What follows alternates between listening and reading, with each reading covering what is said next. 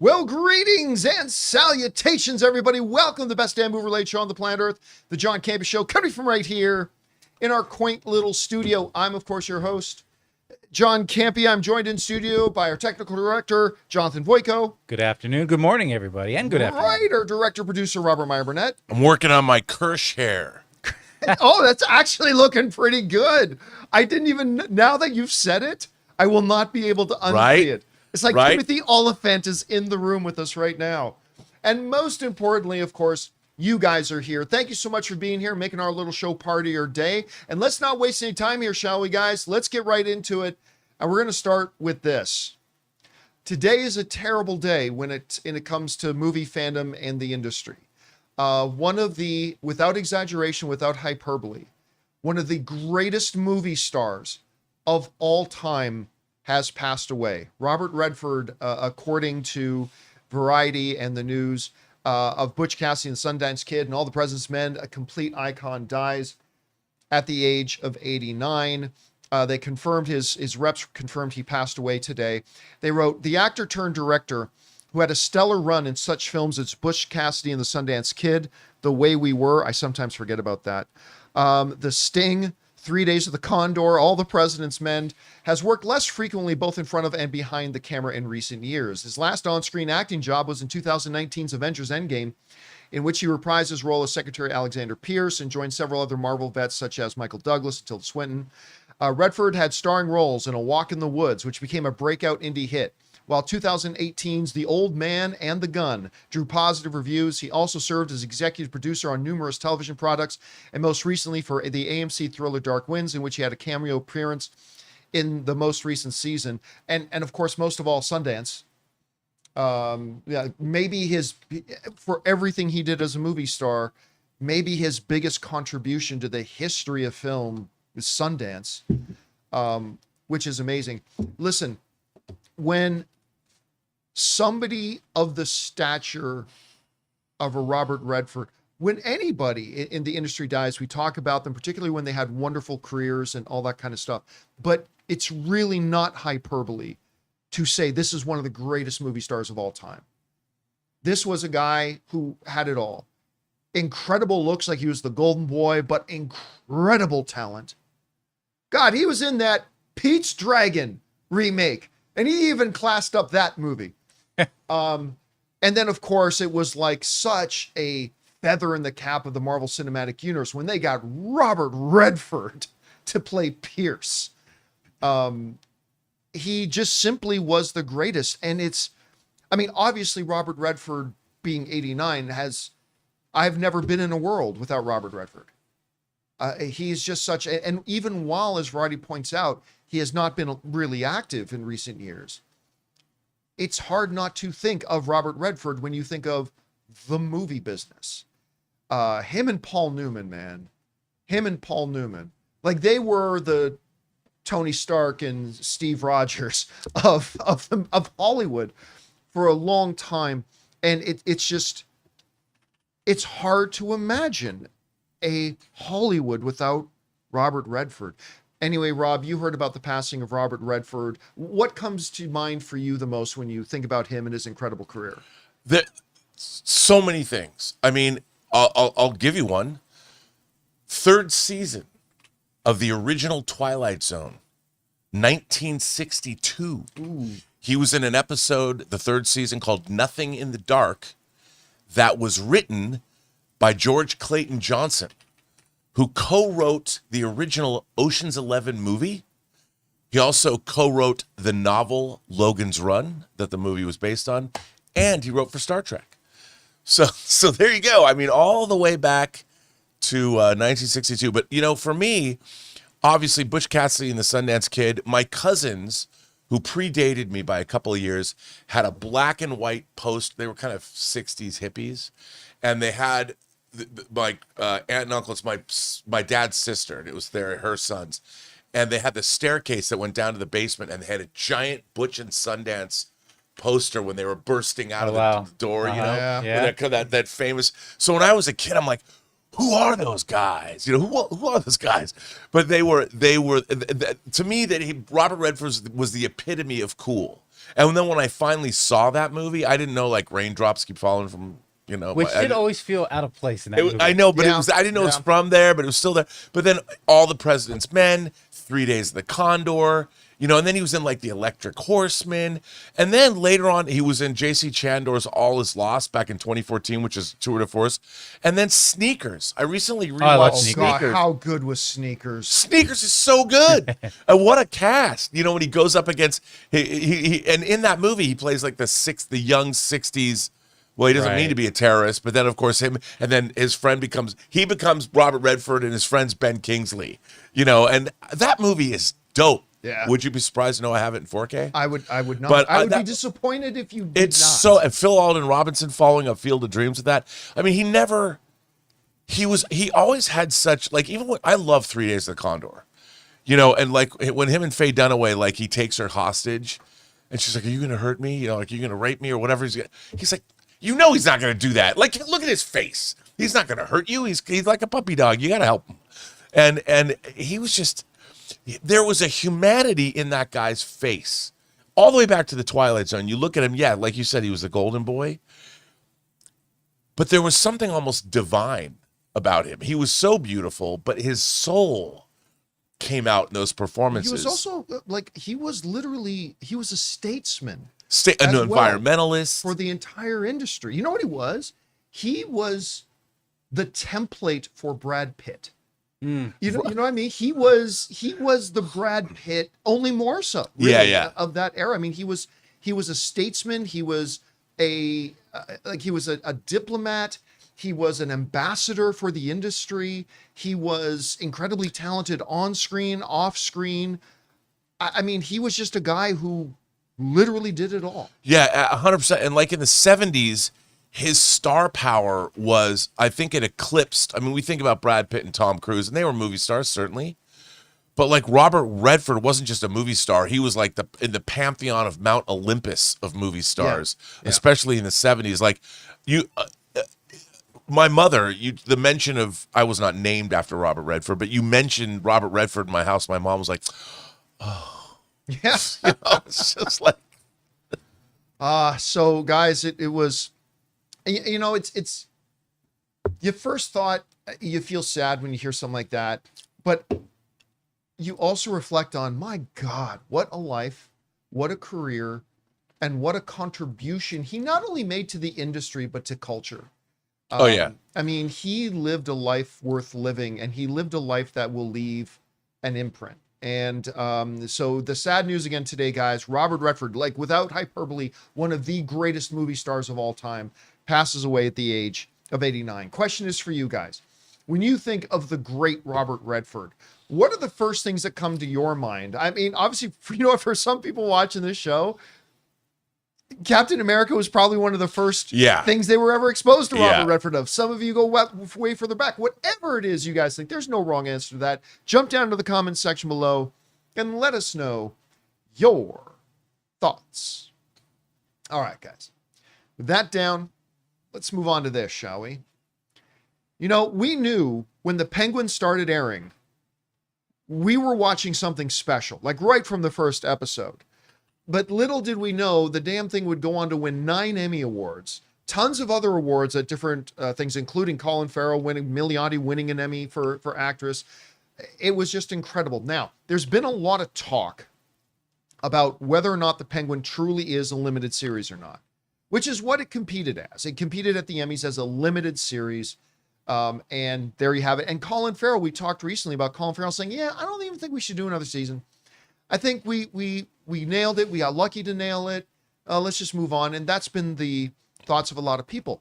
But, after winning 9 Emmys and after being such a success and after having all the people love it and all that kind of stuff, it's really not a surprise that the head of HBO Max, Casey Bloys, is now saying, we are looking at definitely doing Penguin season 2 after all that success. Let me read what he said. He said this: they're kicking around ideas, talking about Matt Reeves and the showrunner, LaFranc, who was the showrunner of Penguin. He said they're kicking around ideas. Obviously, Matt's got to get the next Batman movie going. That is underway, I believe, Bloy said. So I think he and Lauren LaFranc are talking about ideas. So I'm hopeful that there will be another story to tell. So the head of the network, the head of HBO Max is saying, oh, yeah, we want part two. We want part two. And listen, I understand. I totally do. I don't think there's anything wrong with anybody who's saying, leave well enough alone, which is something Colin Farrell himself kind of alluded to. Leave well enough alone. It was practically perfect. No need to do any more. Leave it as it is. I get that.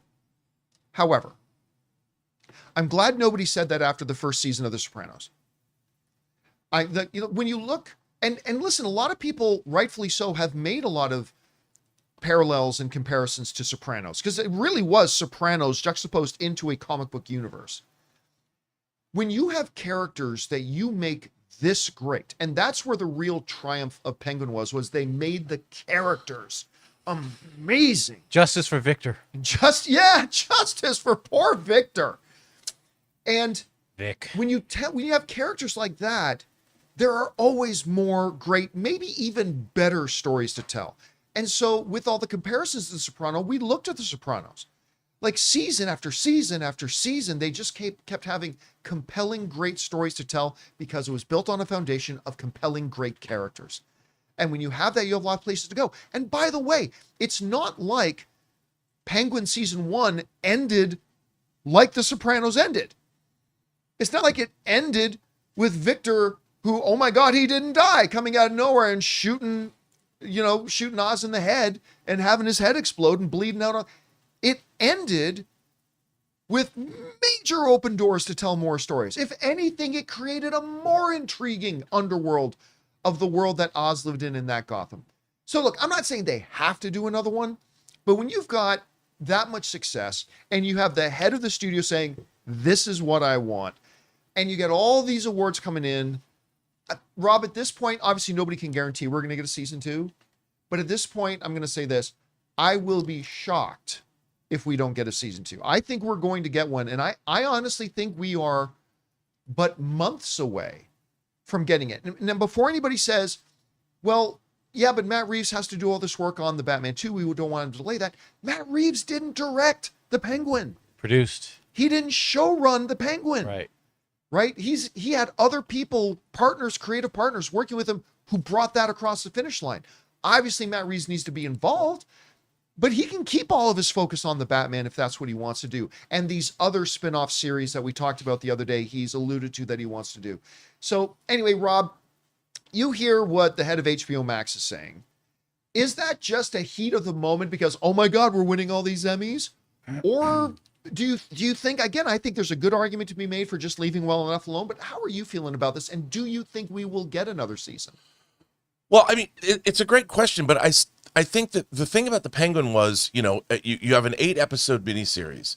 This is not like you have to come up with a whole season, an ongoing show. If 8 episodes are all you have to do, and a second season, after the excellence of this show and after seeing what they could accomplish, the production was top-notch, the acting was incredible, the storytelling was amazing. As long as you are following that, like, it's not about the awards, it's about the fact that this was really compelling and beautifully created programming. It's great work. So why wouldn't it's what HBO specializes in. We specialize in great work, top shelf, Tiffany programming. And as long as they can continue that, and the great thing about Penguin is they don't have to worry about seasons 3, 4, 5, and 6. They don't have to worry about a through line or anything. We can tell. That's what I wanted to mention, is that with a lot of these shows, the showrunners are expected to come to the networks with a 3 or 4 season arc that they want to do. You nailed it. They don't need to just come up with one 8-episode story. And if you don't do any more, you don't do any more. And the thing is, the people that made the show are smart enough to realize, if you look at all the great showrunners that are working on TV, people like, Vince Gilligan, you want to look at how to do a prequel series, look at Better Call Saul. I mean, that is same with, like, the quality of Andor. And you think if anybody's delving into sequels or prequels or whatever, or doing a second season, you want writers that are the best writers in the business. And Penguin had those writers. And if they're going to sit down and do a second season, you put that team back together again, they're not going to choke. they are going to deliver something, and it's going to be thoughtful. It's going to be well thought out. It's going to be well scripted. The writer's room is going to be tight. They're going to know what they're doing. And when they go into production, they're going to have that. They're going to have tight as drum scripts and a story that they know exactly what they're doing, because that's what HBO demands. And so doing a second season of any HBO show is not a shameless cash grab, because that's not what HBO does. Look, sometimes second seasons might not be as good, or they'll be better or something. But with Penguin, I think it's a no-brainer to want to put that team back together, have Matt Reeves producing, and it just adds to Warner Brothers, it adds to DC, it adds to the history of DC characters on film, and most of all, it's a great HBO Max entry. And so there is no downside. Why not? Yeah, I agree. Anyway, guys, question is for you. What do you think about this? The boss at HBO Max is saying, yeah, I want another season of this. Matt and the showrunner are already starting to come up with ideas for what a second season could be about. I don't have any doubt they're going to be able to come up with several great story ideas. Anyway, whatever you guys feel about it, jump down into the comment section below and let us know your thoughts. All right, guys. With that down, let's move on to this, shall we? Now, obviously, one of my favorite movies of this year so far, not my absolute favorite, but one of my favorite movies of the year so far has been Superman. I mean, I'm still floored by the level of success it was able to have, considering the circumstances it had coming into this world. But now it's going to hit its next milestone. We already talked about the success it had at the box office. It ended up being profitable. It won all the audience back, or at least a lot of the audience back. Then it hit VOD, and it started shattering all kinds of VOD records. Like, remember, this was a movie that made $615 some odd million at the box office. And it had more VOD sales than Deadpool and Wolverine, a $1.3 billion film, did. And now comes its next step. As according to Variety, Superman now has its streaming date. And it's this week. It's Friday. They write the following. Superman will fly onto HBO Max on September 19th. Writer-director James Gunn announced on his social media pages. The film earned $615 million at the worldwide box office over the summer, making it the year's highest-grossing comic book movie so far. Warner Brothers released Superman in theaters worldwide on July 11th. Its opening weekend, the comic book tentpole grossed $125 million at the domestic box office and remained the number one movie in the world for 2 weeks until Marvel's The Fantastic Four: First Steps dethroned it at the end of the month. All right. This is interesting because with it opening July, August, September, we're talking about almost 3 months, 2.5 months. So that's like a 65, or 70, 75 day window it gave before it went to streaming. And I'm going to tell you what, I'm going to be very curious, Rob, to see how it does. Like when Samba and others give out their numbers, on the streaming numbers, I'm going to be very curious to see how it does once it hits HBO Max and where it ranks in the world as far as on the top movies chart. Because again, those VOD, and we talked about the VOD numbers, those VOD numbers were staggering, like absolutely staggering. And it's going to be interesting to see whether, hey, everybody who was interested in watching at home already bought the VOD and maybe it doesn't stream so well. Or does it become the biggest streaming movie on HBO Max in the last couple of years? I mean, I honestly don't know. I think it could go a lot of different ways. Rob, you see this. It's coming out this Friday. It's going to be on streaming, available for everybody to watch. What are you expecting from the streaming numbers for it? Do you think they'll be big? Do you think maybe they won't be so big? What's your takeaway from all this? Well, I think they're going to be huge, just like the VOD numbers. People are going to sit down and watch this. Families are going to watch it. People are going to watch it multiple times. Kids will watch it multiple times because it's that kind of a movie. But what I think is really smart about this strategy, and again, I don't know much about this. I'm just speculating. But in terms of, so the movie makes $615 million. You put it right on VOD. It becomes a big hit on VOD. I bet they probably took in another $100 million on VOD. Then they get whatever the licensing fee they get for the film. They add all those numbers up. Because once it's off VOD and it goes directly to streaming, let's call that revenue stream. Then, of course, you got the physical media and how well it does there, but it's not going to be a huge number. But the revenue stream kind of comes to an end. But so in the space of July, August, September, Superman returned a lot of cash to the studio. Let's call it $750 million. not bad. So if you're looking in terms of how much revenue the DC universe has brought in very quickly, it shows that the DC universe, based on the theatrical release and the ancillary markets, has done quite well. And so that additional income from various other sources shows that this is very viable. The DC universe is alive and well. And you could go to, whoever your bankers are, your investors are. You're like, look, this one movie generated this much money theatrically, this much money on VOD, and this much money with a licensing fee in the space of 3 months. So that's the kind of thing shareholders and studio bosses like to tout, like to hear. So I think it was really smart. This quick, you make your money, hit and run, boom, boom, boom. Now you're like off to the races. Then Lanterns, then Peacemaker, and then Supergirl. Which I'm looking forward to. By the way, and Clayface. And Clayface. By the way, I saw somebody in the live chat asking, "Is it true Ariana Grande is going to be Clayface?" No, we can put that to rest. No. Anyway, that's guys, mean. What's that? That's mean. Question is for you.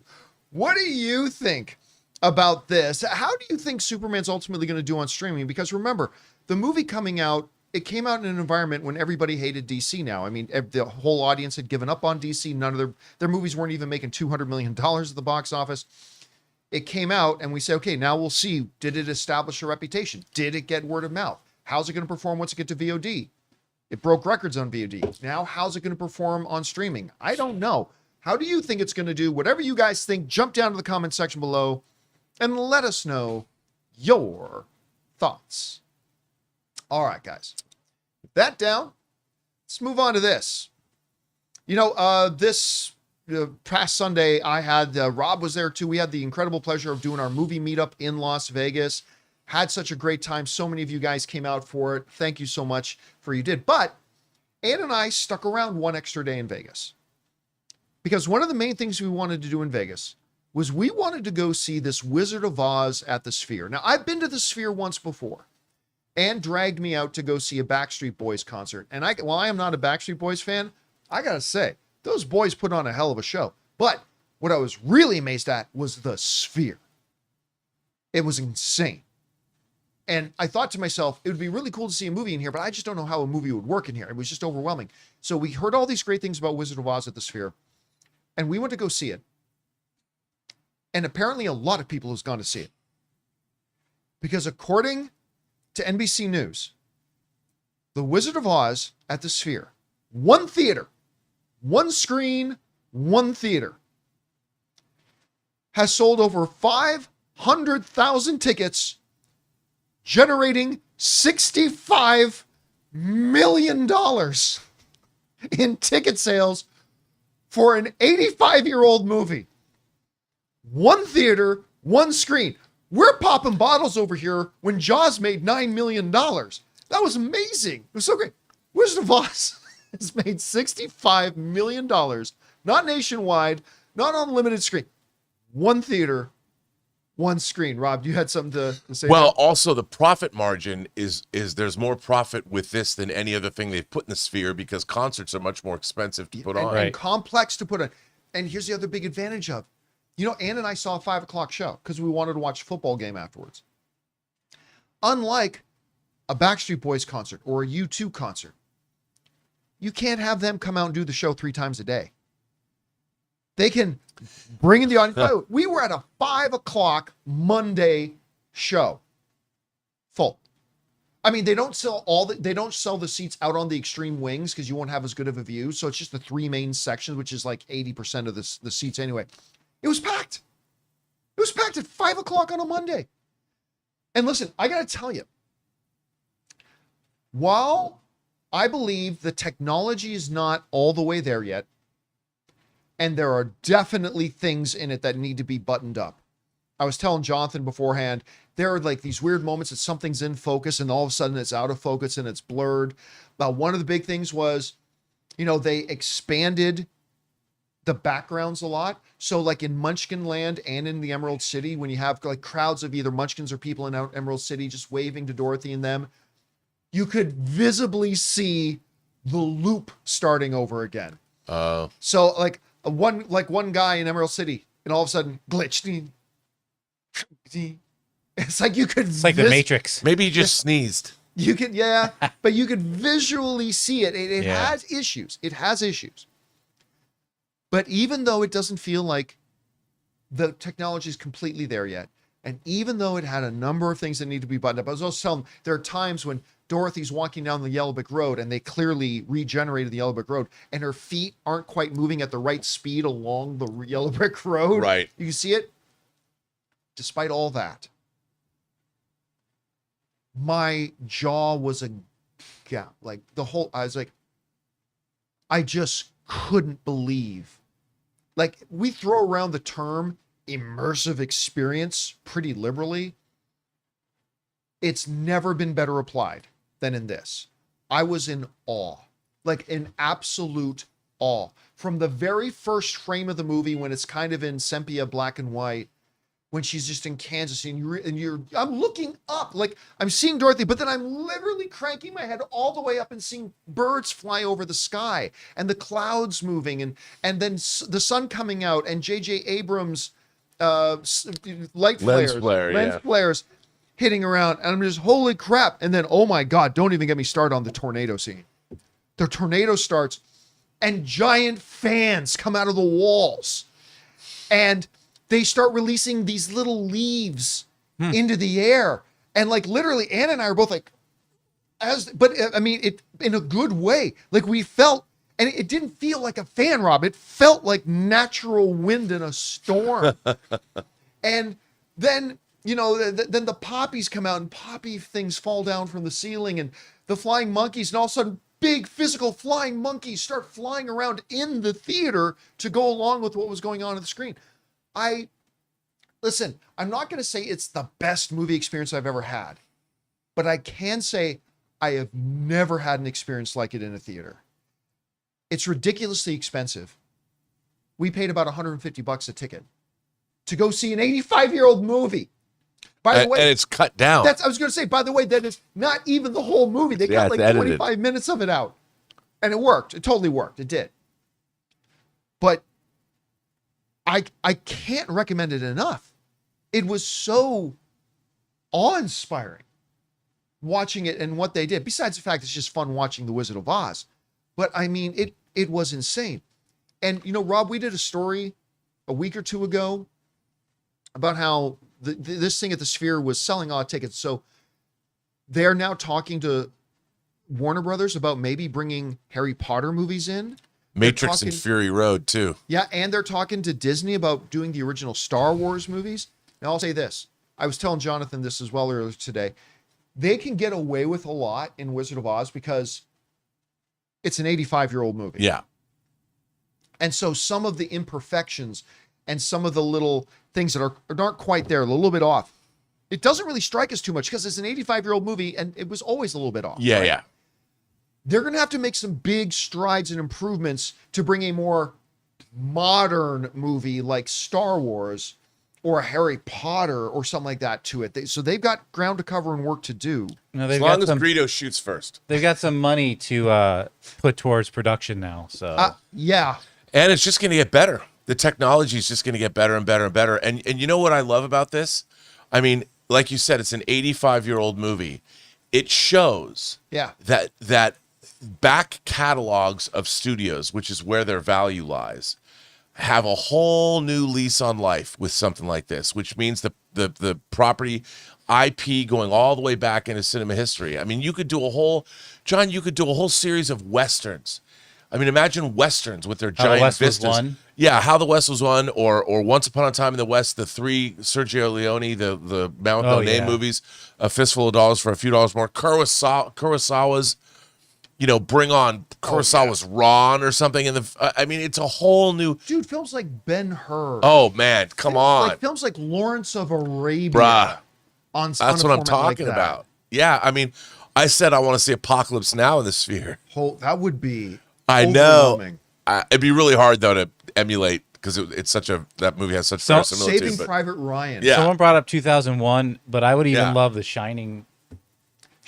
People brought up Lord of the Rings in the live chat. The Exorcist in the Sphere for Halloween. Yeah, baby.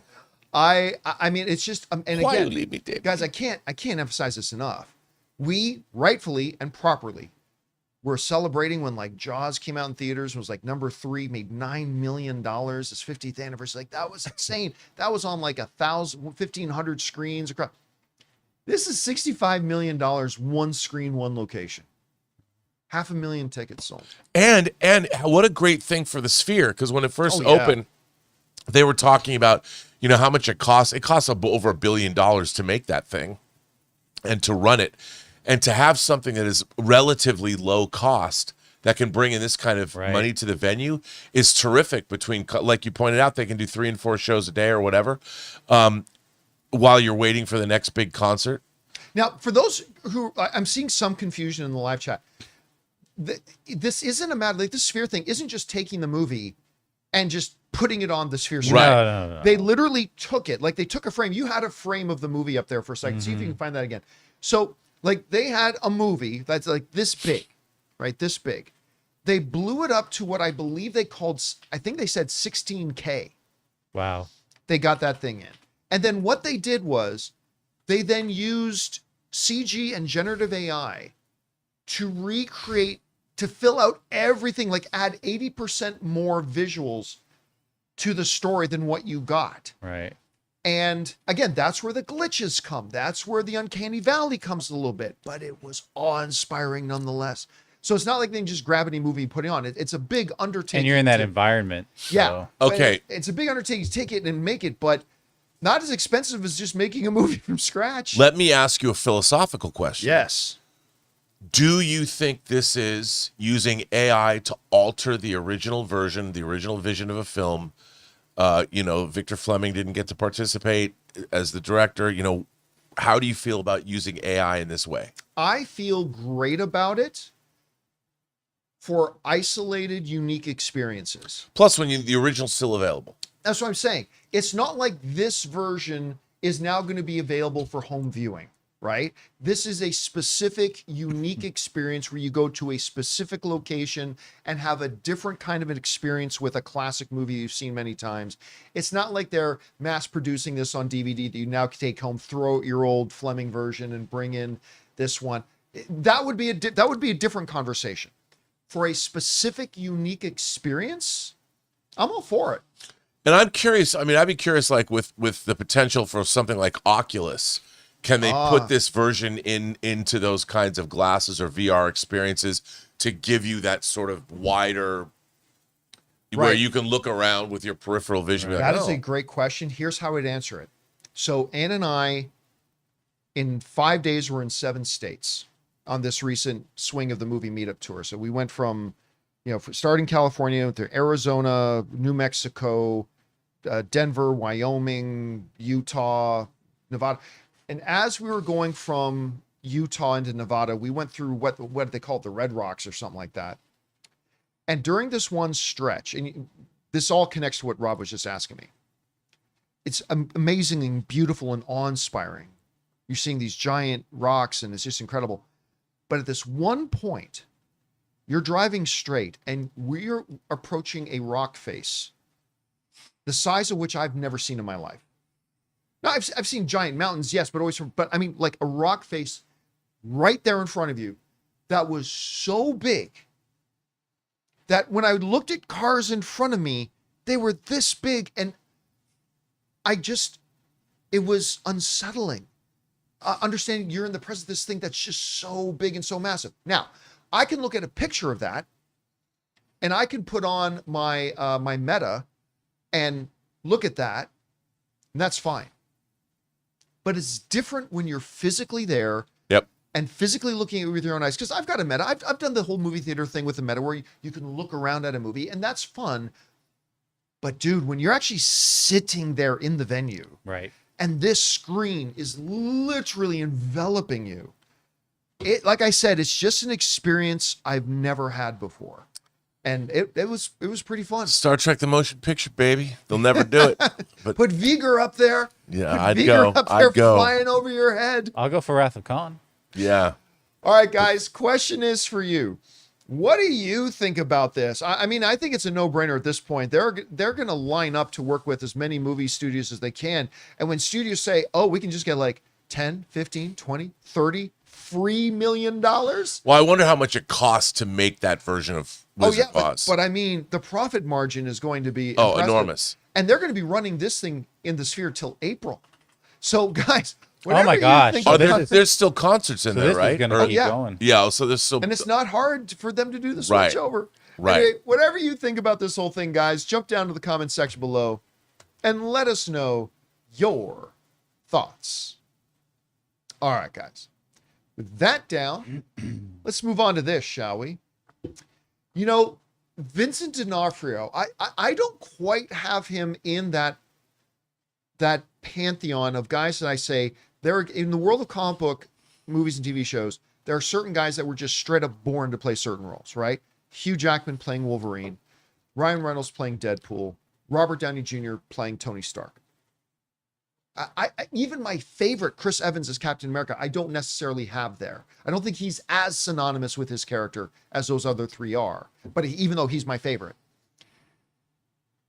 Close to that list, though, maybe not on the list, but close to it, is Vincent D'Onofrio as Wilson Fisk Kingpin, especially in his Netflix days, but also carried it over to Daredevil Born Again. Well, there's an interesting headline running around. This one right here on comicbook.com that writes, the MCU's best villain actor wants to jump to the DCU and fans approve it. Now, obviously, that's a little bit of a clickbaity title. I wish the title just said Vincent D'Onofrio talks about playing Swamp Thing, but be that as it may. And what they're referring to is there was a time not long ago when Vincent D'Onofrio was, at one of these conventions and asked about characters he would love to play. And he straight up mentioned DC Swamp Thing. Well, now on social media, he's made a little bit of a splash again. DC Comics fanboy put up, should Vincent D'Onofrio play Swamp Thing in James Gunn's DCU? To which Vincent D'Onofrio personally replied, yes, he should. Which is an amazing response. And have kudos to Vincent D'Onofrio for saying so much in just 3 words. It's pretty amazing. But at any rate, look, it needs to be brought up again that there is no such thing as jumping from one studio to another. Traitor. Some people think oh, somebody has to leave this. No. This isn't professional sports where if you're a quarterback for one team, yes, you would have to literally leave that team to go to another team. You cannot play for multiple teams. But John, won't audiences only see Kingpin when they see Swamp Thing? Yes, because when I look at this picture of Swamp Thing, all I see is Vincent D'Onofrio. There we are. All I see is Vincent D'Onofrio. I just see Private Pile. But that's true too. Look, that got dark. Actors work in movies at different studios all the time. He does not need to leave Marvel. He doesn't need to jump ship from Marvel to go. He can play Swamp Thing and play Kingpin in the MCU. There's nothing wrong with that. As a matter of fact, Lawrence Fishburne, in the same span, he was playing a character in Ant-Man, and he was playing Perry White in DC. I mean, there's literally nothing that stops it. So he doesn't have to leave one to go to another. I just figured it was the same character. It's just Kingpin now in the DCU. Kingpin with a fungal problem. So look, I would love to see this personally. I think it would be great. Now, I'm having my doubts that this project's ever going to happen. Now, they did mention the great James Mangold was looking at doing Swamp Thing. And I, as a movie fan, would give a lot to see that. And I think Vincent D'Onofrio would be great in it, depending on what, James Mangold has as a vision. Maybe that he wants a guy in his early 30s to play it or something like that. I don't know. But having Vincent D'Onofrio over there would be pretty great. Anyway, Rob, you saw this thing that D'Onofrio put out. What did you think about it? Hilarious. I mean, actor wants a role, but it's funny that I could see Vincent D'Onofrio wanting to do something like Swamp Thing because, to bring pathos to a character like that, especially buried under makeup, is difficult to do. And I think he would see it as he seems to me to be a consummate actor and would love an acting challenge like this. And why not? Actor says yes to part. Speculatively says yes to part. I love this idea. I love Vincent D'Onofrio. I'll tell you one thing. When you watch his Kingpin, he ain't phoning it in, man. He's relishing every moment on screen, and I'm there for it. I don't think if he was Swamp Thing, it'd be one hell of a Swamp Thing. You know, Dick Durock's big shoes to fill, but still, I think that he'd be great. By the way, this is a side note. I'm just saying how great that social media post was from Vincent D'Onofrio. I saw one of my favorite social media posts that a celebrity could possibly do today, and it's Jane Fonda, who was at the Emmys, and she was all dolled up, and some outlet wrote this, oh, Jane Fonda looking amazing and stuff like that. And bring this up, Jonathan. So Jane Fonda took that picture of her and then put in the new picture on the right, and she wrote, yeah, I look great. What it doesn't tell you is that I couldn't get the zipper undone, and I had to sleep in the dress. And this is me this morning making breakfast. And I just thought, that is the greatest thing ever that she would post that. By the way, last week, Jane Fonda was on NPR. It was an incredible interview with her. She is still smart as a tack. I love Jane Fonda, you know, not just because of Barbarella. Again, you go back and you look at movies that she was in, like The Electric Horseman, you know, and Coming Home. I mean, Clute. She has like... she's recently in The Newsroom. Oh, yeah. And like Robert Redford, I mean, she is goated. But her interview with NPR, I think she was... I want to say it was... If it wasn't Terry Gross, it was somebody filling in for Terry Gross. It is such a great interview. One of the best I've heard lately with any celebrity. And she was really impressive. You know, she even dealt with... when she went to Vietnam and explained what happened when they called her Hanoi Jane and a traitor. She doesn't back down from any of that. She was really, what a great lady, man. Anyway, guys, question is for you. What would you think about Vincent D'Onofrio maybe being DC's Swamp Thing? I mean, ex-actor, ex-role, but I always say start with a great actor. Vincent D'Onofrio is a great actor. Yes, he would bring the voice, man. Oh, he would bring such a great voice to it. Whatever you guys think about it, jump down to the comment section below and let us know your thoughts. All right, guys. With that down, let's move on to this, shall we? Everybody around here knows I love the Knives Out films. I love the first one, Knives Out. I love Glass Onion. And I got really excited when they announced with Wake Up Deadman. I thought the trailer looked great. It's an incredible cast again. I absolutely love Daniel Craig as Benoit Blanc in this. And I love good murder mysteries, and it's just delivered it. Well, the first reviews are now out for Knives Out 3, aka Wake Up Deadman, and they are stellar. They're really good. As a matter of fact, as of this moment, it had a 96% on Rotten Tomatoes, and the reviews are all pretty damn great. Let's go over and take a look at some of them. Mashable wrote, Wake Up Deadman is a sharply written, passionately brought to life, and thoughtfully built with allusions galore to its costumes, characters, novels, lore, and more. The Toronto Star wrote, the third Benoit Blanc whodunit is the best yet. Daniel Craig's grinning gumshoe is funkier and more focused. As a writer-director, Rian Johnson goes back to the church of genre for a dark, twisting, and satisfying tale that is also quite funny. The New York Post wrote, Wake Up Deadman builds to a solid and satisfying ending. You still couldn't solve it on your own, but delightful clues abound. Can I just say, I love whodunits and murder mysteries, but it bothers me when you get to the end and you ultimately realize there is no way anybody could have figured this out on it. Now, this one critic is saying you couldn't figure it on your own. I've heard from other people that did figure it out, but it sounds like it's good and challenging. Anyway. I like that. Yeah. Bloody Disgusting wrote, though Benoit Blanc's latest leans into gothic atmosphere and imagery, Johnson maintains his streak for vibrant humor and intricate mystery plotting. RogerEbert.com wrote, it is a film so rich in ideas that it's the rare whodunit that seems likely to play even better the second time when following the mystery can take a back seat to considering how Johnson has crafted one of his best screenplays. Rolling Stone wrote, everyone seems to be having a blast, and the filmmaker knows how to take both the ensemble he's assembled and his congregation of Knives Out fans, call us Blancheads, I like that, to church, literally and figuratively. And then I'll just read one last one. The BBC wrote, Wake Up Deadman functions perfectly well, even when Blanc himself is nowhere around, which is a testament to Josh O'Connor and the way Rian Johnson keeps his buoyant franchise alive. And it just goes on. I only read one. I only saw it in the entire list, only one negative review. And so, which is fine. Movies are subjective and stuff like that. And you know, when Knives Out or Glass Onion was coming out, I was afraid of the sophomore slump. It's like, okay, Knives Out was great, but can you do that again? Can you not just make a great whodunit? Can you make a franchise out of this? Can you make a Hercule Poirot kind of franchise out of this? Glass Onion said you could, but was that a fluke? And it sounds like Knives Out is just carrying it on. Some of them even saying this is the best one yet. I have my doubts it's the best one yet because, I mean, that's a pretty high bar.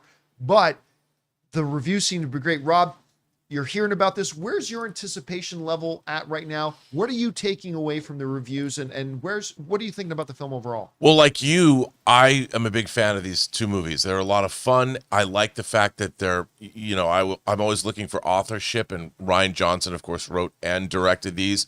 And I like seeing, because all the way back to Brick, which he had like a noir mystery set in high school. I mean, this seems like his wheelhouse, and I love ensemble cast movies, and he casts these so well. There's so many great actors, every character. Look what he did with Chris Evans, you know, and it's so good. It's really fun to watch these movies. You know, it's amazing. You think about an auteur like Rian Johnson and the fact that he's created a trilogy. They should get him to do something like, I don't know, like Star Wars. And then crickets. Sorry, you know, I'm just saying. No, but I really like this franchise. And I think I really do wish, like, I didn't see, they're beautifully made. I didn't see Glass Onion in the theater. I think that Netflix, you know, they did put it in for like a week. Yeah. And same with this, they're going to try a theatrical. Couple weeks, limited release. But they should give it a full-on release. Oh, I agree, man. I mean, when you're spending $450 million on a franchise, you could easily make this could potentially make the first one made $350 million or something like that. You put these other two in a theater, this could be a $500 million a film franchise if you go for a worldwide release. And I think that it's worth it. Because these movies are so well crafted. When you see something, especially mysteries, on a big screen and you can follow them, because we're so used to procedurals on TV. Yeah. These are so rich. Like one of the reviews that you read talked about how the clothing and the sets and everything are so evocative. I just don't like the fact that these really visually minded directors are limited. Their palettes now only get to be experienced on television, like David Fincher, Guillermo del Toro, now Rian Johnson with these movies, because they're so rich to look at. And it's sort of, they're the kind of big screen experiences that you want to have, man. All right, guys. Question is for you. What do you think about this? The first reviews for Knives Out Deadman are Knives Out Deadman. Knives Out Deadman. Knives Out Deadman are fantastic. And they're across, and these aren't just like first react. These are the first full reviews that have been coming out, and it's scoring incredibly well. I love these films, but you know, no movie's for everybody. Maybe you haven't liked the Knives Out films. If you're one of those, are you still going to give this one a chance? Maybe you're like, nah, I already tried it, didn't. Or are you like me and you love the other Knives Out films? What are you taking away from the reviews we've been reading so far? Whatever you guys think, jump down to the comment section below and let us know your thoughts. All right, guys. With that down, let's move on to this, shall we? Avengers Doomsday is coming, and now, according to a report that's going around, it has either already now wrapped production or is wrapping production this week. Comicbookmovie.com is reporting that Doomsday wraps shooting much sooner than we anticipated, and they are quoting Daniel RPK, or Daniel Rickman, who's reporting that the movie will wrap as soon as this week. And that's all done. Now, I was in the live chat earlier, and somebody asked, isn't that kind of short? Short. Guys, they started shooting this movie in April. A lot of people forget. A lot of film fans sometimes forget that, or never knew or realized. They think it takes years to make a movie. Sometimes, yes. But the actors, not so much. On average, an actor is on set of a movie for like 25 days or they're even just doing principal photography for 30, 45, sometimes 60 days. Maybe even a big one will be 90 days of actual shooting. But the vast majority of the work that goes into the movie happens before the cameras start rolling and after the cameras stop rolling. That's by far the biggest timeshare. So for the actual shooting production, this thing will April, May, June, July, August, September, we're getting into October. This thing's been shooting 5 to 6 months. And as Rob often points out so accurately, every hour you are in production is costing millions. So the fact that they even have a shoot that is this long is wild and impressive. And don't forget, they still need now to roll into shooting Secret Wars. So I don't think that if it does indeed wrap this week, I, number one, don't think that's a surprise. Number two, with the fact that they moved the release date for this into December of next year, this gives them a universe of time to get all the post-production buttoned up. I mean, I still completely believe, Rob, this film would easily be ready to be put out in August of next year. I have no doubt it would be. But they've bought themselves even more time to do it. So they're going to be all set, ready to go. And now they can focus on getting production rolling on this. Plus, the other thing is this. Don't forget, guys, that Kevin Feige has repeated many, many, many times. Every Marvel movie, when being scheduled, plans for reshoots in advance. It used to be, there was a time in Hollywood that reshoots were a last-ditch resort to save a movie. And if you ever heard of a movie doing reshoots, that was bad news. But that's just not Hollywood today, especially with tentpole films. Kevin Feige said many times, listen, we just know that we're going to have fresh ideas when we're in the edit room, something that we think would work, didn't work, or we come up with a new idea. So they plan in advance to book the actors and book locations for a number of weeks, that if they want to do pickup shots, they can. So I'm sure we're going to hear about some pickup shots being done a little bit in the future, but for the most part, the main shooting on Avengers Endgame or Avengers Doomsday is now complete. And if that's true, the timing works, all that kind of stuff, and gives themselves plenty of time. If that's true, Rob, and they have been shooting since April, it is amazing how little has actually come out about it. That's what I was saying this morning. Remember, it was just like, this thing's almost wrapped, and we might have an image that we think is official. Yeah, look, we had a couple of pictures of like a couple of characters standing around in set and costume and stuff like that. A couple of those things come up, but nothing that would be considered surprising, nothing that would be considered revelatory, nothing that can be considered shocking. And considering all the eyes in the movie universe, in the movie fandom universe, it would be the hottest scoop in the world. All the eyes have been on it. If they've been shooting this thing for 6 months and have kept it so buttoned up in a world where every single human being now walks around with a highly advanced global audio-visual communication device in their pockets. By the way, iPhone 17 is out now. I'm still rocking the 13. It works great. Anyway. I still have my Note 20. Dude, I'm telling you, I am really tempted for that Fold 7. I love my Note 20. I am really tempted to go back to Samsung for that Fold 7. The Fold 7 or 8, once, depending on when I get it. I'm doing a Fold for sure. Listen, I don't mean to ruffle any feathers. I have an iPhone. I use an iPad. I'm sitting in front of my Mac computer. I have my Mac laptop. I'm an all Mac guy. Android is better. Sorry, it just is. And I say that as an iPhone user. Anyway, Rob, getting back to what we're really here to talk about. Does this line up with what you would expect if the principal photography on Doomsday is wrapping this week?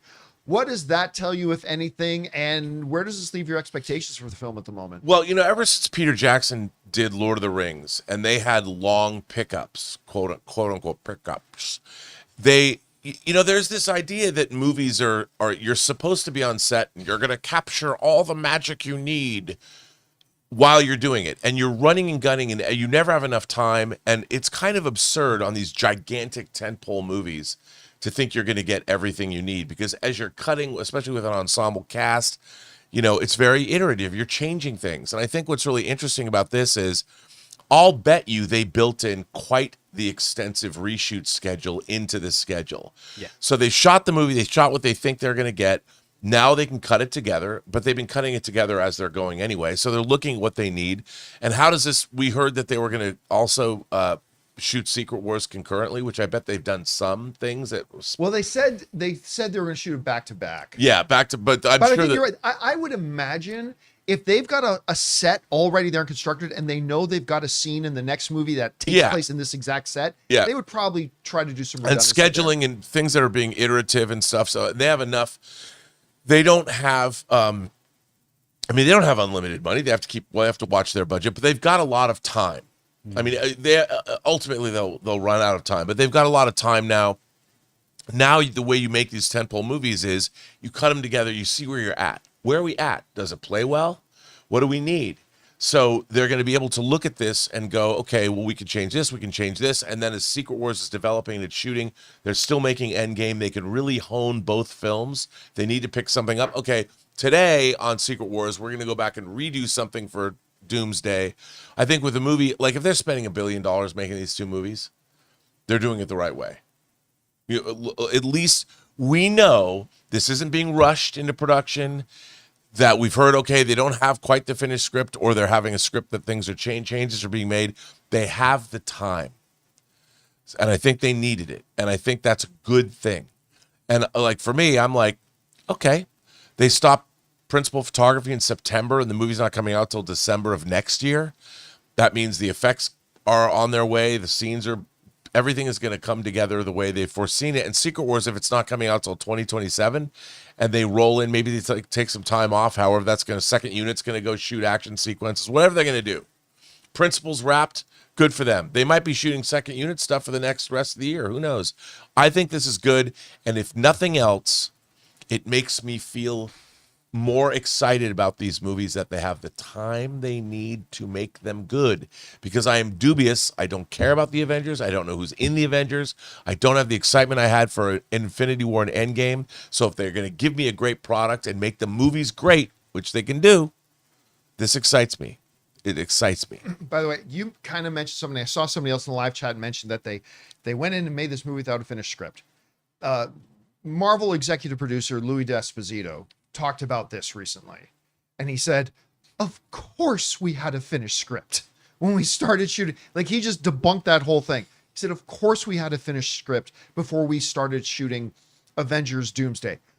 But like what happens on all of Kevin's movies, ideas come up, writers start rewriting pages. That's what I should say. Yeah, famously, it's iterative. That's what I'm saying. You can't have a budget unless you have a completed script. Yeah, that's right. Yeah, famously, like you can't schedule a movie without a completed script. Right. There was a Thor film that just everything was clunky, and they literally flew in Joss Whedon to just punch up dialogue, and those ended up being the best moments of Thor: The Dark World. But like, they're constantly coming up with new dialogue, they're constantly doing all that kind of stuff, and that kind of got interpreted as they started shooting the movie without having a finished script. No, D'Esposito says we had a finished script. Of course we did, but the final product will be different a little bit from the script anyway. Just a little bit of an aside there.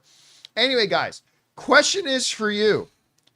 Apparently, according to these reports, I can't independently verify, but according to these reports we've been looking at, they're going to finish or have finished shooting Avengers Doomsday this week. It's becoming closer and closer to being a tangible reality. If so, what does that say to you about it? Do you think they have enough time to get all the post-productions can be done while they're shooting another movie, by the way, to release for Christmas of next year? Whatever you guys think about it, jump down to the comment section below and let us know your thoughts. All right, guys. With that down, it's time for us to move on to the most important part of our show, which is taking your topics and questions. But before we do, we got two things we got to take care of. Number one is to bid good afternoon to writer, director, producer Robert Meyer Burnett. Great job as always, my friend. Thank you, sir. I'm going to go home and work on my interview I did with Uber producer Roy Lee and get that out. I'm looking forward to watching that. It's pretty good. And I will talk to you tomorrow. Yes, sir. And of course, we're going to take a moment here and thank the sponsor of today's episode of the John Campea Show, our friends at PrizePicks. Guys, we want to thank the sponsor of today's episode, PrizePicks. Look, you and I make decisions every day, but on PrizePicks, being right actually means you win. And with football back, there is no better time to get in on the action. You guys know I've been using PrizePicks for a while now, and it's honestly the most fun I've had engaging with the new football season already. For example, this weekend I had Josh Allen throwing for more than 270 passing yards and Baker Mayfield having more than 2.5 passing touchdowns, and boom, I won on both. Building your lineups on PrizePicks is fast, simple, and honestly extremely fun. All you have to do is pick more or less on 2 to 6 player projections, and if you're right, you win. What's even better is that PrizePicks invented the flex play, which means you can still win even if one of your picks doesn't hit. Plus, they've even got this thing called injury reboots, so if a player goes down in the first half, it won't count against you. And PrizePicks operates in more than 40 states, including California, Texas, and Georgia. So download the app today and use code CAMPEA to get $50 in lineups after you play your first $5 lineup. That's code CAMPEA to get $50 in lineups after you play your first $5 lineup. PrizePicks. It's good to be right. All right, guys, it's time for us to move on to the most important part of our show, which is taking your topics and questions. If you guys have a thought, theory, opinion, question, or an observation you'd like us to address here on the show, you can fire it on into us anytime, 24/7 at www.streamelements.com/JohnCampea/tip. And here's the good news about that tip link. It's actually good 24 hours a day, 7 days a week. So if you're listening to this show on our audio only podcast feed, either on Apple Podcasts or Spotify or your favorite podcasting app of choice, or if you're watching this show a little bit later in the day, you can still send in a topic or question. And if we're not live when you send it in, we'll just get around to answering it on the next episode. All right. Let's get to the questions we got here. Jonathan, what we got up first? Train station to Denver. Had a little, some fun facts for you. Hi, John. Movies filmed in Las Vegas, New Mexico, where you were, include No Country for Old Men, Red Dawn from '84, Easy Rider, All the Pretty Horses, and The Astronaut Farmer. It's worth more than a Walmart parking lot. It says, continues, don't feel bad about arriving at the meetups past showtime. The CPMs for the advertising pre-show are registered as soon as you buy the movie ticket, not when the usher scans it. Denver is home to both the National Cinemedia Advertising and Fathom Events. I didn't know Fathom was out of Denver. Yeah, I didn't know that either. Now, yes, of course, listen, there's a lot of production that takes place in both the state of New Mexico and Nevada. As a matter of fact, Nevada, like, they have been building massive new sound stages out there. Like, they're talking about having like a little Hollywood, like literally out in Nevada. They've been building some big stuff out there. And there's always been a vibrant production industry in New Mexico. As a matter of fact, a couple of people who came to our Albuquerque meetup are in the film industry and work on set productions out there. So it's always really impressive. All right, what's next? All right, Amin, who's from TIFF, right now, saw Hamnet last week, or was there last week. I mean, it's beautifully crafted slow burn with a stirring score and excellent performances. Jesse Buckley is utterly captivating, and the film's beating heart didn't hit me as hard as it has many others, but I was moved. The film is emotionally resonant in so many moments and will hit differently depending on who you are and what you've experienced. It's a powerful example of how art can help us process grief, loss, and the emotions we sometimes can't name. Yeah, listen, it's been getting a lot of buzz. Like, a lot of people have been talking about it. It's been doing the festival circuit. As some people are already saying it's going to be like a Best Picture contender. Mm-hmm. And when you look at the caliber of the director they have, you look at the cast. I mean, I am very curious. Look, I'm not gonna lie to you. It's not one that's really been jumping out to me as one of my most anticipated, but I am hearing ridiculously good things about it. So we'll see once I get around to having a chance to watch it myself. Thanks for sharing your thoughts on it, man. All right, what's next? Amin follows up. Also really happy that Hamnet won People's Choice at TIFF. It's clearly one of the front runners of the Oscars, like you were just saying, for Best Picture. Excited to hear your thoughts on it when it comes out. I think you'll love it. Some people were visibly sobbing after my screening. Yeah, now correct me if I'm wrong, but Chloe Zhao directs it, right? Like, yes. I was just saying, yes. Like, who is an already Academy Award winning director. And wrote it. Writer and director. Yeah, and then of course she did, I think, one of the more underrated Marvel films with Eternals. I liked Eternals, but anyway, she's already an Academy Award winning director. She'll probably get nominated for Best Director again this year. Everybody's saying Hamnet is going to be one of the front runners for Best Picture right now, along with One Battle After Another, Sinners, things like that. So it's going to be interesting to see it. Again, I'm not going to lie and say it's one of my most anticipated, but I am very curious to check it out. All right, what's next? Head of the Demon says, you said Hiroyuki Sanada could play Ra's al Ghul, but I disagree. The character is Middle Eastern and needs to be played by Middle Eastern actor. But he's had so many iterations. Yeah. Sorry, continue reading it. It's bad enough he was a whitewashed in Batman Begins. Damien also needs to be half representation matters. Guys, we are talking about fake, imaginary characters that don't actually exist. Fake imaginary characters, fictional characters that have been represented in different ways in their comic history. You know, whenever something like this comes up, I'm reminded of, again, you guys have heard me say it again, but it's applicable here. When somebody said to the director of Superman Returns, why did you decide to change Superman's costume? To which the director said, changed it from what? There are, at the time, there have been 27 different iterations of the Superman costume in the comic books. So when you say to me, why did you change his costume?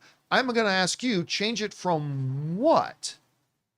You know, in the history of the comics, characters have had their origin stories changed, their backgrounds changed, vital, important events that have been part of the canonical lineage of those characters completely changed and done different ways. So look, the number one job of a storyteller, of a filmmaker, of a showrunner, is to make the best story possible. The number one job is not to adhere to some dogma or adhere to whatever source material it did. Lean on it, use it, draw from it, yes, but ultimately your job is to make the best story possible.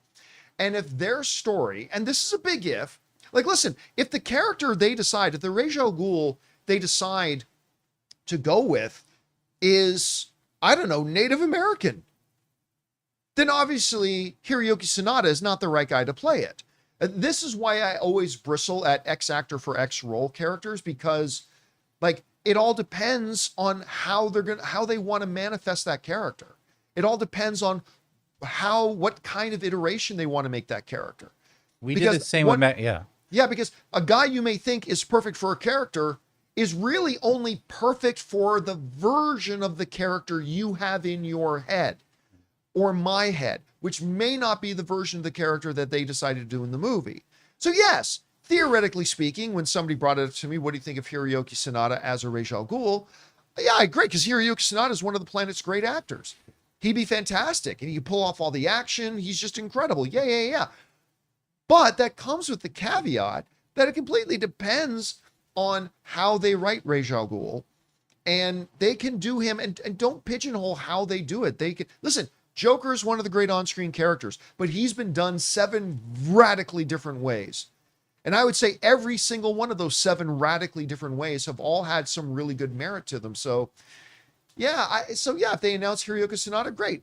But if they're going to manifest Ra's al Ghul in such a way that doesn't make him the right guy for it, then cast somebody else. Right. Anyway.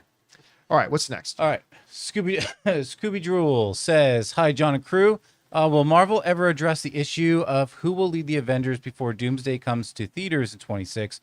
Do you think Marvel will reveal who will lead the Avengers in Doomsday and Secret Wars during San Diego Comic-Con, or reveal earlier? I think it really doesn't matter. Maybe part of that is... See, to me, part of it is the chaos within the Avengers organization. And so that it'll have to be reformed within this situation. It's not going to be formed before Doomsday. I think it's because they can take advantage of the fact that they're in chaos. Yeah. And again, who you call the leader of it isn't really important. I don't think you have to listen, they never held any kind of a press conference to say the leaders of the Avengers is Steve Rogers. Like they never did that, and they don't need to do that. So I don't see them doing that. Now, as of right now, there are 2 Avengers teams. Right. The Avengers. There's the new Avengers. Yeah. Who apparently seems to being led by Yelena and arguably maybe Bucky. Mm-hmm. And then you have the non-sanctioned Avengers that are being led by Sam Wilson. So you're when you're asking who's the leader of the Avengers, well, I mean, Smart Money is saying some combination of the 3, Bucky, Yelena, Sam Wilson. apparently. But yeah, I think ultimately from a narrative point of view, it really doesn't matter who they say the leader of them is. They never did before. I mean, the only time it was ever even remotely brought up was in, I believe it was Ultron. I believe it was Age of Ultron. Correct me in the live chat if I'm wrong. But they all just get back from a mission. Mm-hmm. Smulders is coming off one of the, what do they call their little individual twin jet? Or yeah, the whatever, the twin jet. Yeah. And is talking to Tony and refers to him as boss. To which Tony then points at Steve and says, he's the boss. I just pay for everything. Yeah. Which clearly Tony was a little bit more than that, Right. obviously. But the point is, the Avengers never even reference it. None of the Avengers movies ever have a thing as, well, Tony, as the leader of the Avengers, or well, Cap, as the leader of the Avengers. It was never made an issue. So I don't think they're going to make it an issue moving forward. Right. We'll see, though. All right, what's next? Wade, you mentioned you'll possibly hit Florida sometime in November. Will you be hitting North and South Carolina as well? Will you be hitting just part of East Coast and coming back next year? I don't know. Don't know. Hard to say. But the Carolinas will probably be on a list at some point. Yeah, listen, at some point they will. But I'm not going to say I'm going to do all 50 states. Sure. But I'm going to try to do as much as I can. And we haven't really charted out. Like, look, we have a general idea. You know, I'll tell you this right now. The plan is, and remember, guys, this weekend, this Friday, I'm going to be in the San Francisco area at the Regal Hacienda in Dublin for this, I believe, the 7:15 showing of Psycho. Oh, which one is that? What city? That's right near San Francisco. Oh, yeah, right. It's in a little town called Dublin that's right beside San Francisco. Okay, yeah. So I call it the San Francisco area. Sure. I'm going to be there this Friday. After that, we're going to be in Portland. After that, we're going to be in Seattle. Now, in October, we haven't planned out all the stops, but the end destination is going to be Buffalo. So we're going to go from California to Buffalo, and then we're going to plan out which states to hit along the way to do movie meetups at. In November, we're going to do another leg of it, and the end destination is going to be Orlando, Florida. So we're going to go from California to Florida and then plan which stops in between to hit. So obviously there'll be one or two stops in Texas and stuff like that too. So we'll figure that out as we go. But right now, we've got the 3 meetups we've got coming up this week.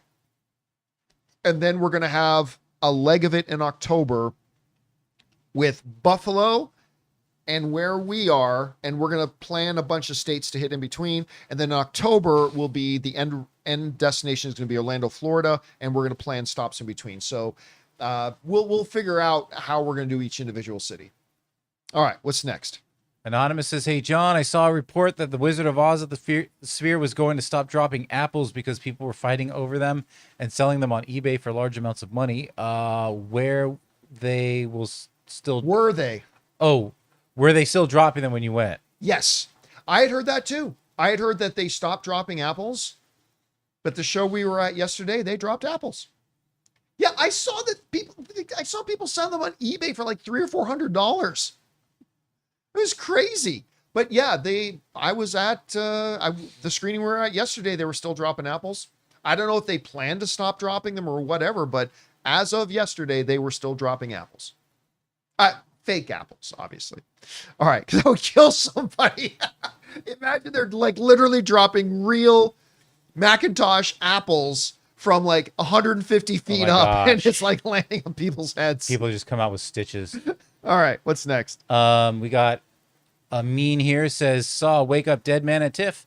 It was pretty good, but not great. Josh O'Connor is excellent. Daniel Craig may have given his best Benoit Blanc performance. It's a bit darker and more emotional, but still has that great Knives Out humor. But most of the supporting characters aren't as memorable and the reveal gets a bit messy and has a lot of moving pieces.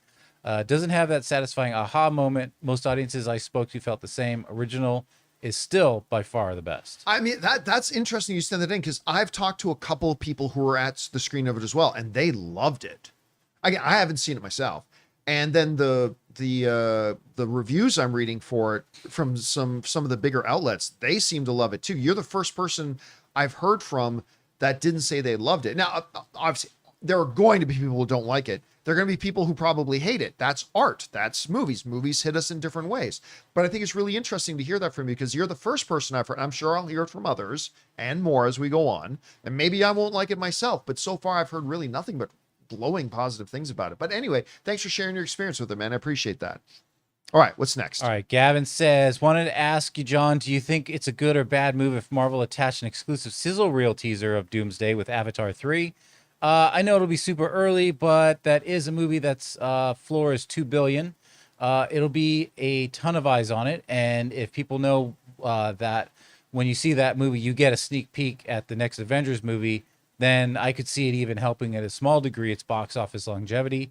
We saw it recently with The Odyssey, and even all the way back with The Force Awakens, that movie released a teaser well over a year in advance, and it was until recently in the top 5 box office of all time. I don't see them doing that. I don't see them doing it.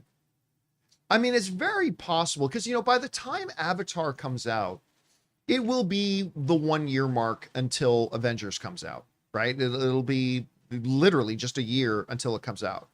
I still think that's a little too early. And Marvel tends to like to make big splashes. And I don't know that putting a trailer exclusively in front of one movie that's a limited audience, is the kind of splash that they usually like to make. I still think, and I have nothing to back this up with, nobody told me anything. This is just me as an average movie fan making a guess. I still think they are going to shock the world with Super Bowl. Because Super Bowl is a couple of months closer to when the movie comes out. It is when you'll have 40 times the amount of eyeballs on it than audience is going to see Avatar. And Avatar is going to be huge, don't get me wrong, but I really think they're going to make their first big, tsunami kind of splash wave with Super Bowl. So it's possible. It's 100% possible, but I think they're going to save it for Super Bowl. All right, what's next? We got Alex who says, hi, crew. I'm having a vacation in the Canadian Maritime Provinces. First time there. That's where I was born. Writing from St. John's, Newfoundland. Saw The Long Walk here. It's great. David Johnson acting isn't a fluke. He's a revelation. Yeah, I mean, I wasn't born in Newfoundland. I was born in Halifax, Nova Scotia. Right there in the Maritime Provinces. I grew up on the Atlantic out there. Yeah, listen, I've seen The Long Walk twice now. And it is a strangely beautiful film.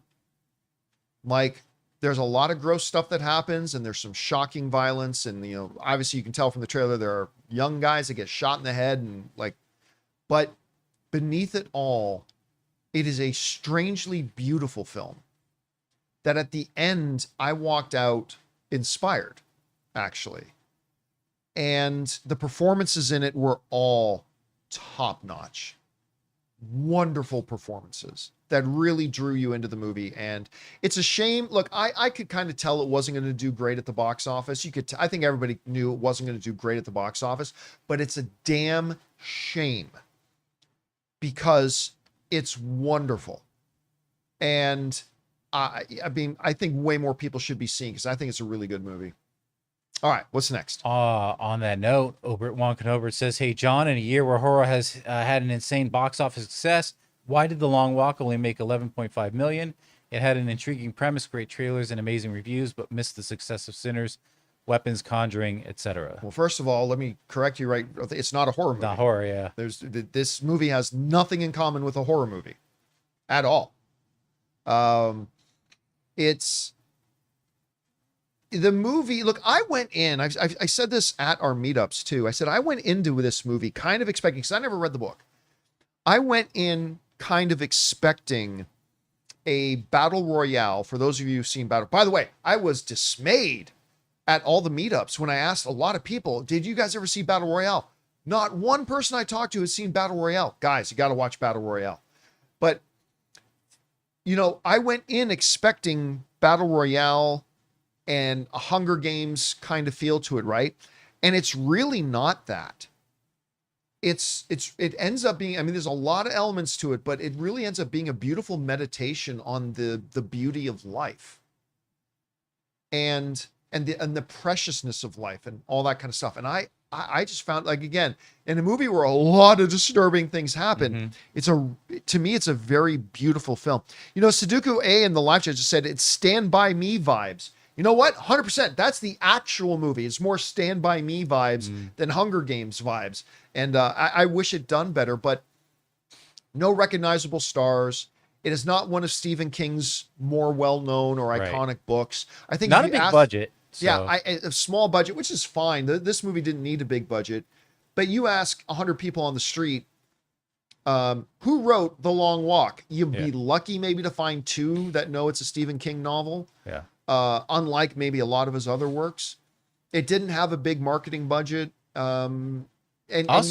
Very odd. So if you wanted to see it in a premium theater, it was like the 10 o'clock times. Otherwise, you had to see it in a smaller theater. So that might have affected it. But again, it's not like the smaller theaters were selling out either. Yeah. It deserved more. It's a very, very good movie, and I wish more people went to go see it. All right, what's next? SB, probably not a big deal, but was wondering who is speaking for Ultraman when he is outside of the skyscraper and says, "Your Superman has abandoned you." Sounded like Vasil Gurkos. Also enjoying Peacemaker, but I want to actually see more Peacemaker. It was Ultraman with a voice modulator. I thought maybe it was Gurkos like speaking into a microphone. Well, I mean, if they had done that, they would have had him in the control center. Seems like they would have shown him, right? Yeah, he would have been in the control center with them. So, but maybe they did the voice emulator to sound like him a little bit. I just felt like he never spoke. Like I didn't know he knew how to speak. Yeah, I can't remember any lines, but I'm sure he can speak. I mean, because he can completely understand everything. That's true. So, I mean, I just assume it's him with like a voice emulator in the helmet. But again, I don't know that for a fact. That's just my guess. Just my guess. Yeah. All right, what's next? Let's see. Okay, I think we have like 3 or 4 more here. Scott D, recipes to Robert Redford. To me, you'll always be Roy Hobbs. My favorite movie, The Natural. Oh, I can't believe none of us mentioned The Natural. Pick me out a winner, Bobby.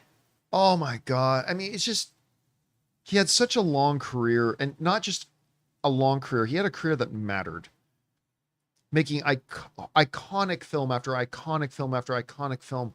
And then again, like I said, being an ambassador of the industry, being a statesman of the industry.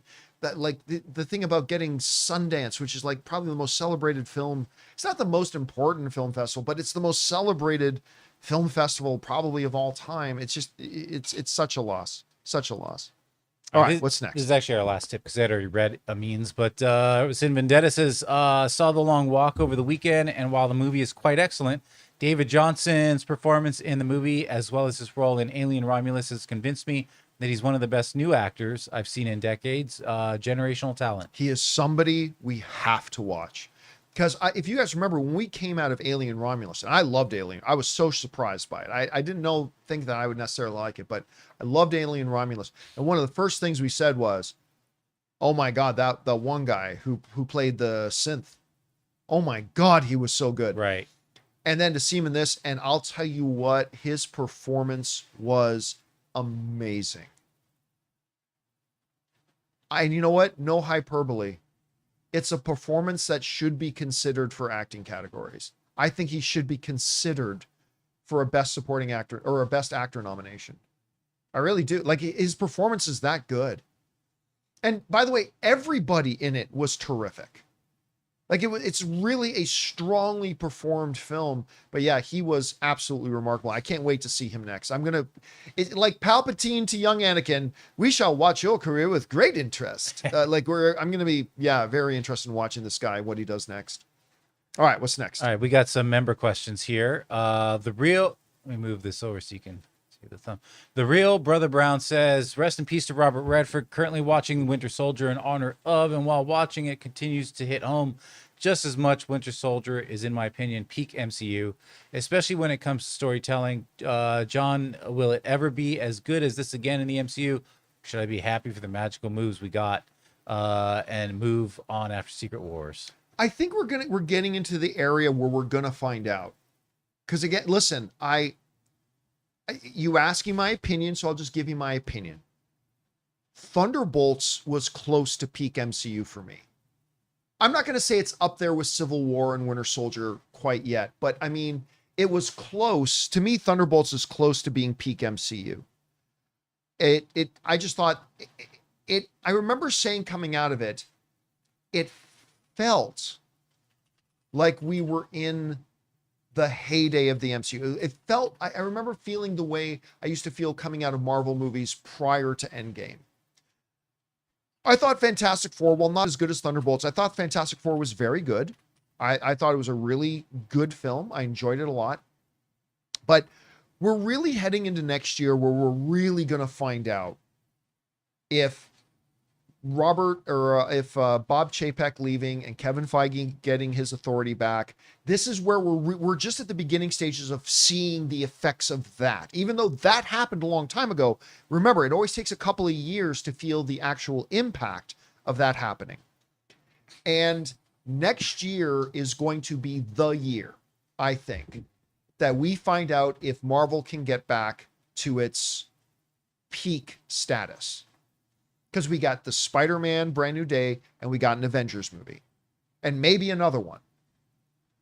So next year is when we find out. Are the glory days of the MCU now gone and now we'll just get some good movies and some bad movies, which is what most studios are?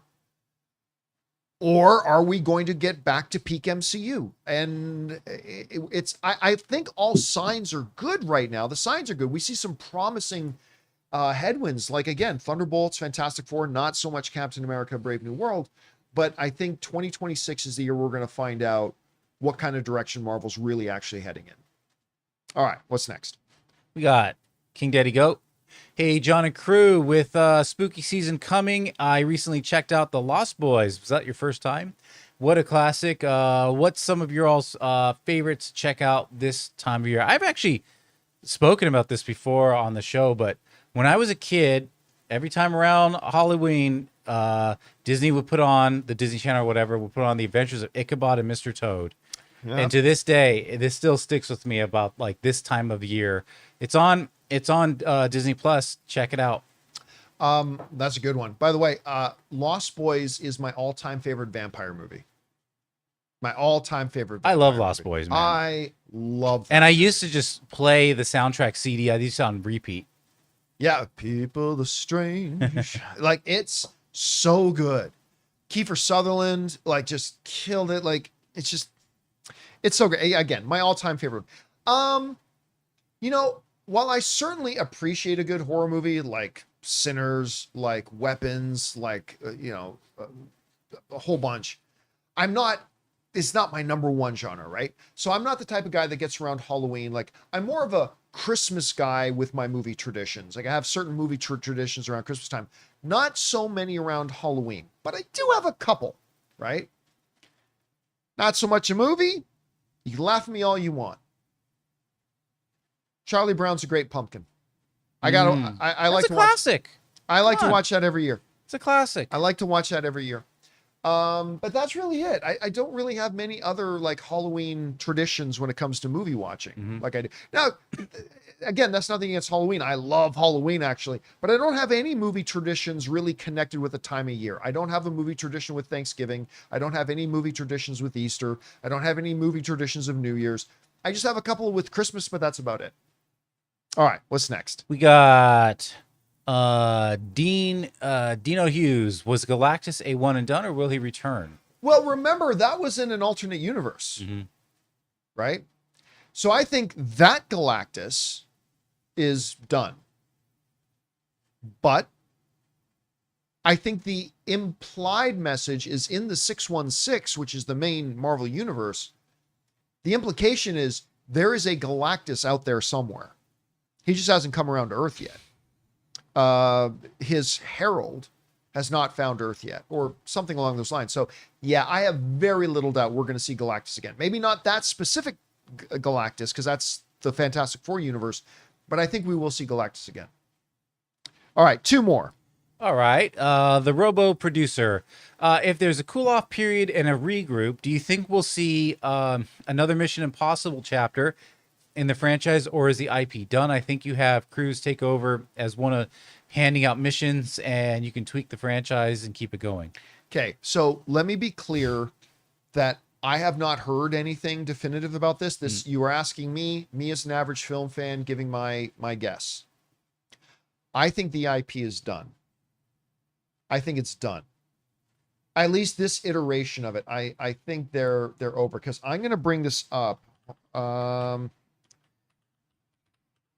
me pull up the box office here. Because I want to make sure I get these numbers right. So, Mission Impossible, The Final Reckoning, where is it? Here it is. Didn't hit 600 million. Now still made a lot of money. Don't get me wrong. Like $598 million worldwide is, I mean, there are 99% of directors will never make a movie that makes that much money. But it is a declining returns. Because when you look at, where's the other one? Mission Impossible. Where's Dead Reckoning? I can't find there's Final Reckoning, Mission Impossible. Now they're calling it Dead Reckoning Part 1. Dead Reckoning Part 1 also did not make $600 million. The big problem is Tom Cruise wants a lot of money. And I don't just mean for himself personally. He wants ridiculously big budgets, massive budgets. As a matter of fact, we've done stories in the last month or so about, like, what was the one? There was that underwater movie Tom Cruise was announced that he was doing. Yeah. But the plug's been pulled because the studio said, no, we're not going to give you that kind of a budget, because your movies don't necessarily make $1 billion. Right? You can't ask us for $1 billion movie kind of budget when that's not really realistic anymore. And so when you look at the declining returns on something like Mission Impossible, and it would be fine, except that Tom Cruise wants bigger and bigger and bigger budgets. And I don't know that a studio is going to greenlight those. Now, David Ellison, head of Paramount's, already said Top Gun 3 is one of our top priorities. Well, the last Top Gun movie made well over $1 billion. Right. So you can roll the dice on that a little bit more. But Mission Impossible has been half of that. Yeah. So my guess right now is, and listen, Tom Cruise has got a lot of other projects that he's got lined up. So I think the Mission Impossible franchise we've been living with for 20 plus years, I think it's done. I could be wrong. I have no insider information, but I think it's done. All right. Last one for today. Callum. Hey, John, I've been watching every James Cameron movie, and some for the first time. I think my favorite was Aliens. The most surprising one was Titanic. I don't know why my expectations were so low, but it was awesome. Do you have a favorite Cameron movie? Yeah, that's easy. My all-time favorite action film, True Lies.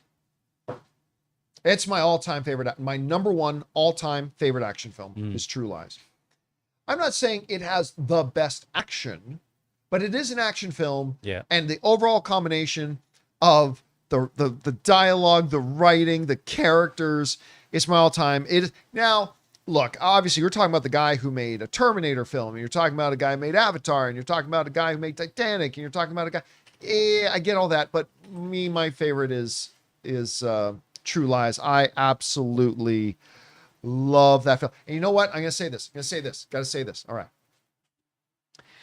There are certain movies that will have like an actor in it who's like one of the best looking, most handsome actors ever in a movie role, and actresses, right?